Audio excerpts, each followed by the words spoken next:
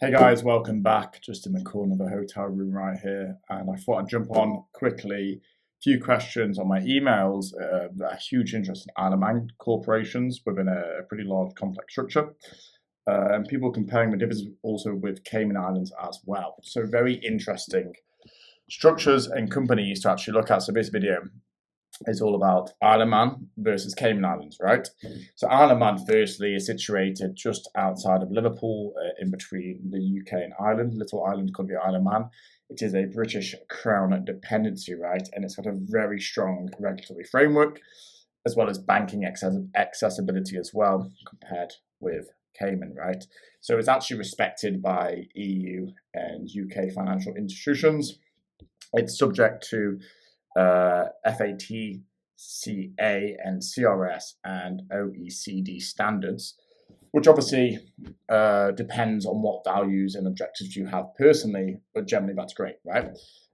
Because at the end of the day, it literally has 0%. There's no direct taxes, essentially, which is fantastic, right? So it's essentially suitable for, very compliant structures. Again, 0% corporation tax for most businesses and companies that are operating there, unless they would be in essentially a very large retail business, or number two, if they were in the banking. But there's no capital gains. So a lot of people obviously have maybe an investment fund there that can be linked under an FIC in the UK. And again, there's no capital gains on those gains made, or maybe above, maybe it can own an FIC, right? It really depends. Obviously, if you did want to go into those complex structures, you can obviously drop me an email. My email is below. Happy to answer any questions right there. But on the vice versa side, we do have VAT registration, which again must comply with UK and European rules, which depends on your own objectives, right? Maybe you want VAT, maybe you don't want VAT. VAT is okay, it's not a problem, but maybe it could be a problem for your business model, right? As when we compare this directly with Cayman Islands, there's no corporate tax in Cayman, there's no income tax, there's no capital gains, there's no withholding taxes. It's a complete tax neutral economy, even if you live there on a personal level,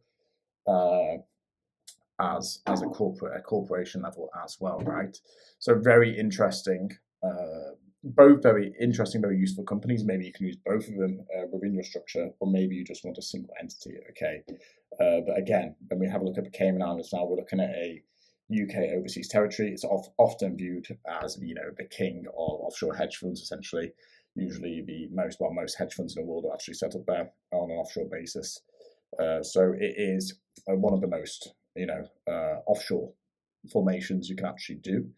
Again, there's no direct taxes. It's heavily used in funds that I've got to mention. It's, used in structural finance and also holding company setups as well. There's a decent level of privacy. You would argue that BVI actually has slightly more privacy when we compare Cayman Islands versus the British Virgin Islands. But in this example today, we're obviously just focusing on Cayman versus the Isle of Man, right? And again, it is still compliant with FATCA and CRS systems, that is common reporting systems, right?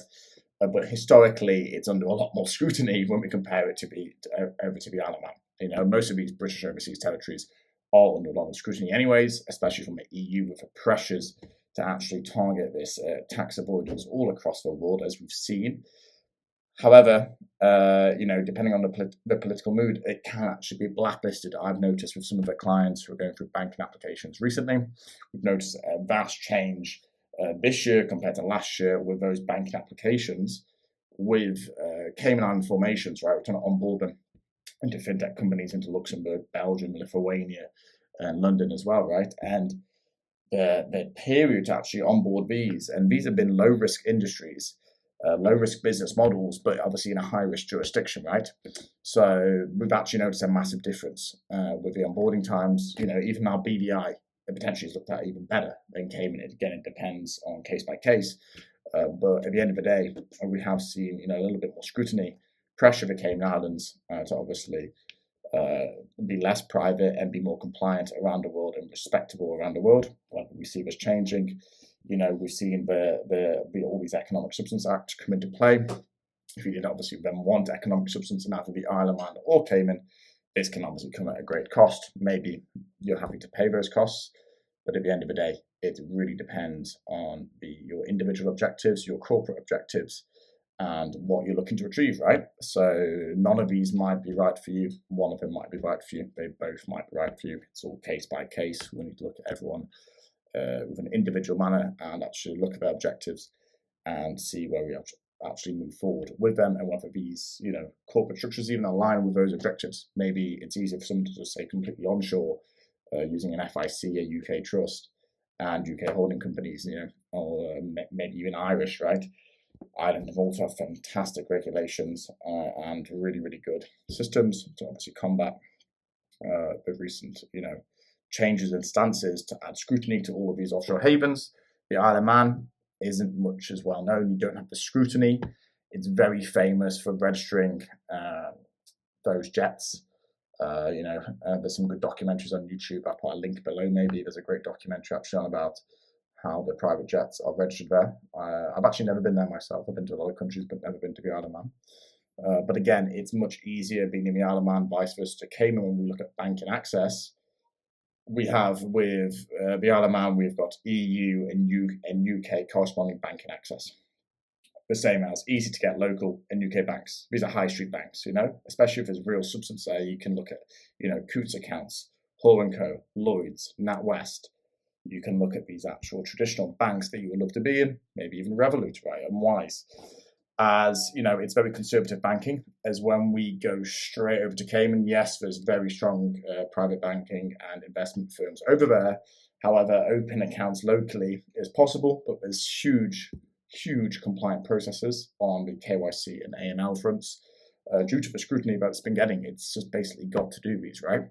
So again, and it's much harder to get to those UK and EU accounts without substance. Yes, so we have done a lot of cases where we do it, but it's becoming harder and harder and harder due to the scrutiny and the pressures that these fintech companies are having to actually onboard these overseas Cayman Islands companies. Potentially, it could be better to actually jump towards an Isle of Man company nowadays. They are also very, very good, In terms of looking at the substance and reputation, right? Isle of Man is considered, a bit of a hybrid model between the onshore and the offshore world. As, getting a real office there, staff, local directors, again, is going to improve those banking capabilities and hence that reputational, damage that you could have if you have your actual headquarters there instead of no local presence. It's a huge, big difference, right? So obviously, it's a lot more trusted and it's considered a lot more wealthy and trustworthy. There'll be less scrutiny, less damage towards your business in terms of that scrutiny that can happen from being in an overseas place. Isle of Man provides that hybrid flexibility, right? Well, Cayman can still do this. It's excellent for hedge funds, private equity, IP, and holding structures for multinationals.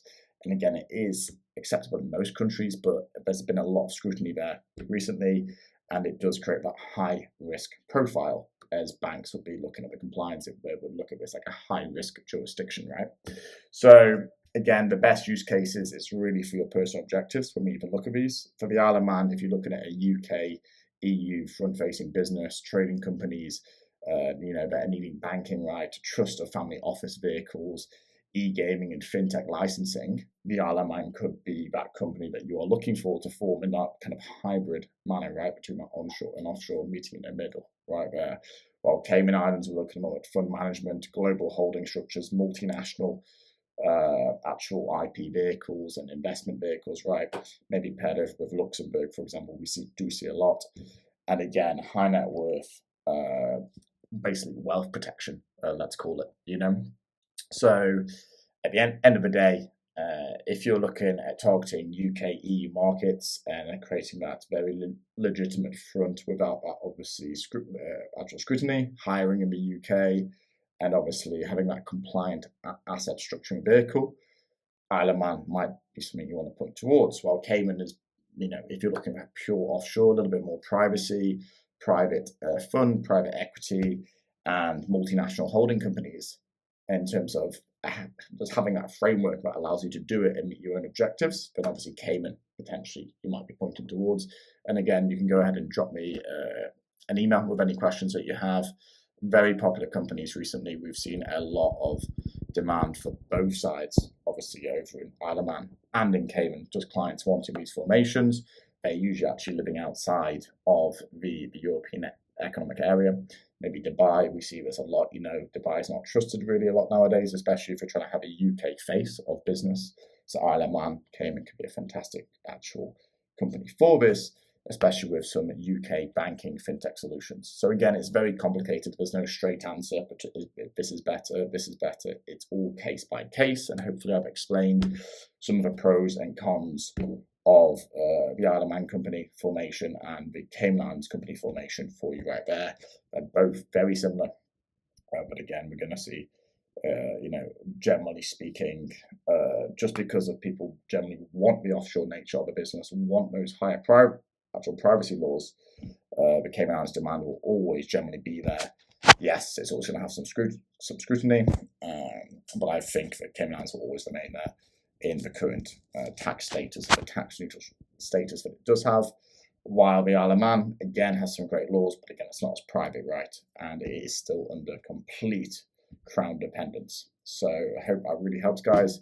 Any questions, feel free to fire in the comments, and I'll see you in the next video.